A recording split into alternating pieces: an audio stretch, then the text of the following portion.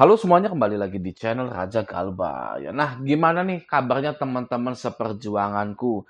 Hari ini saya doakan semoga pintu rezeki kalian terbuka sangat lebar sekali dari segala arah.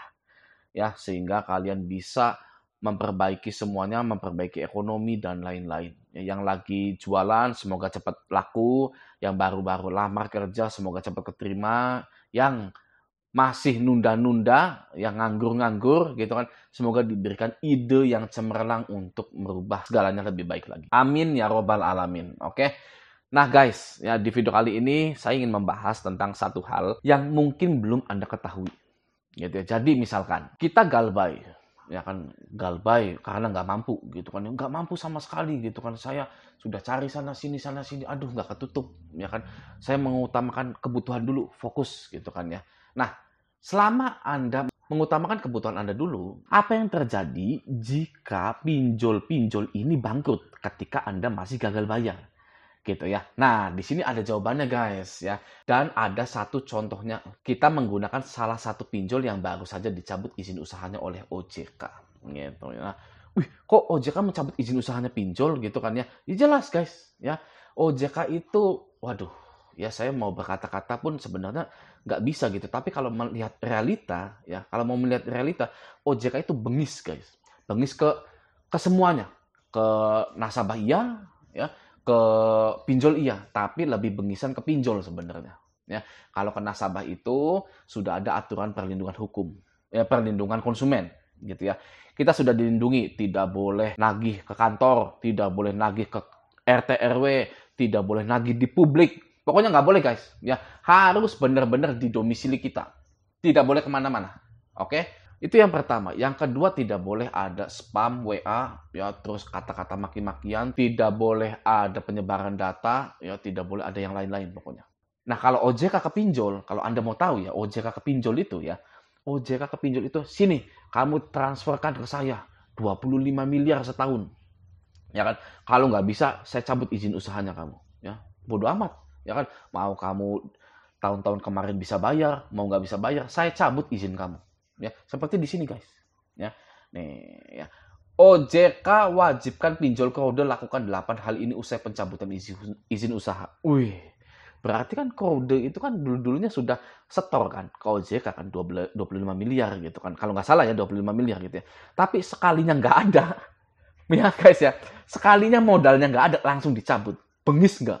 Ya kan, Pak tunggu dulu Pak, pastikan kodenya itu. Ya, Pak tunggu dulu Pak, kita lagi ngumpulin uang dan lain-lain misalkan gitu ya. Tapi OJK tidak mau. Gitu ya, alhamdulillah ya kalau OJK seperti itu ya berarti itu adalah langkah OJK mengurangi pinjol-pinjol di Indonesia ini. Gitu ya, kita tunggu sajalah ya kan. Kita tunggu saja OJK ini dengan caranya sendiri menghapus pinjol-pinjol ini. Oke, nah di sini langsung kita bahas ya. Headline-nya ini di sini ya.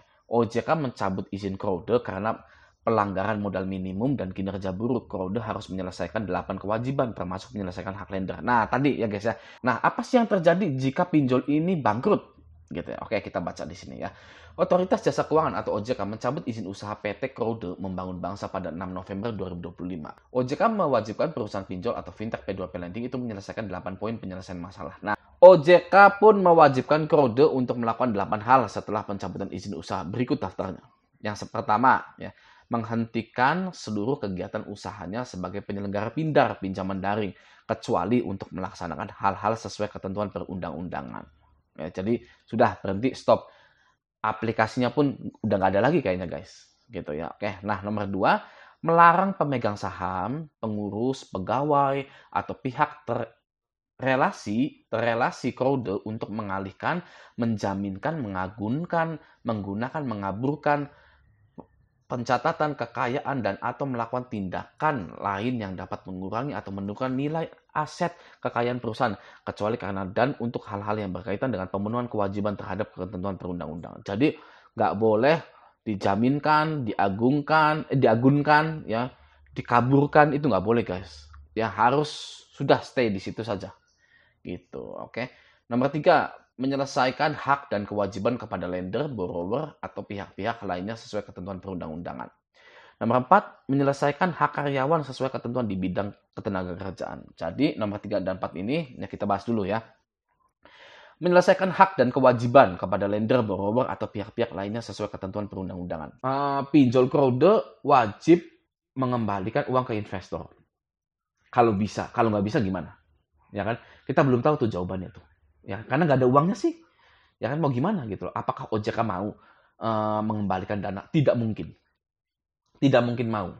Ya, karena seperti yang kita lihat ya, di pinjol-pinjol itu ada peraturan seperti ini guys. Nih ya, kita ambil dari anunya Rupiah Cepat gini ya, website Rupiah Cepat ya.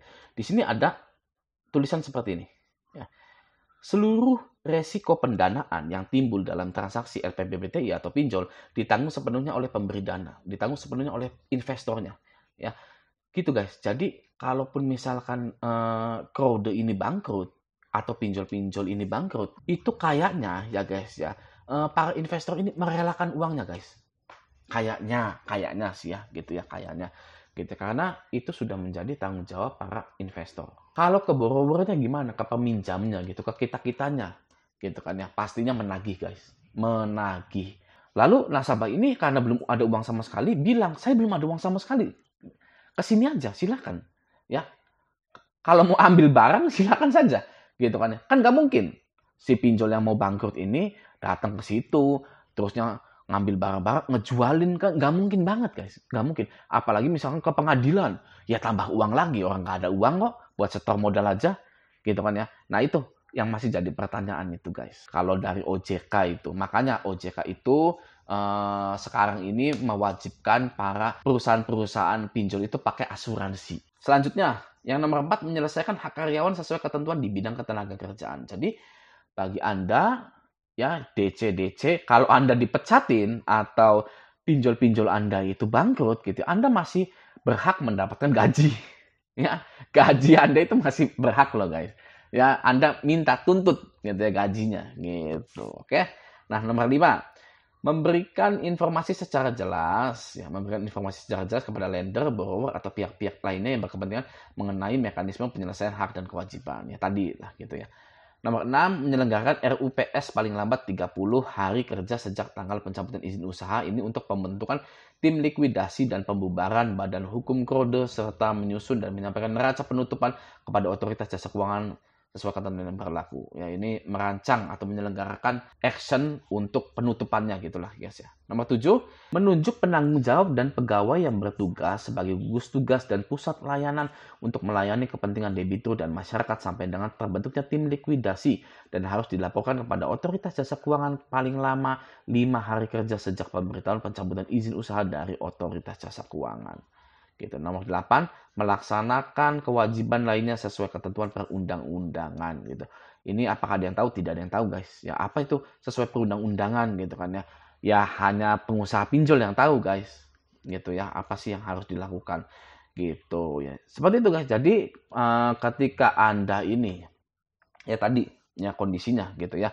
Anda tidak mampu sama sekali, ditagih oleh pinjol yang ingin bangkrut gitu ya. Anda jelaskan lagi ya, saya belum mampu, silakan ke sini saja. Kalau mau ambil barang-barang kipas-kipas saya ya silahkan. Atau kalau mau ke pengadilan silahkan. Nah pastinya si pinjol ini, Pak Bu bayar pokoknya saja. Pak Bu bayar pokoknya saja. Ya kalau Andanya masih belum mampu gimana? Gitu. Itu yang belum ada guys. Belum ada solusinya beneran itu. Ya, sampai Pak Prabowo aja menghapus hutang-hutang Galbay itu di BNI, BTN gitu ya.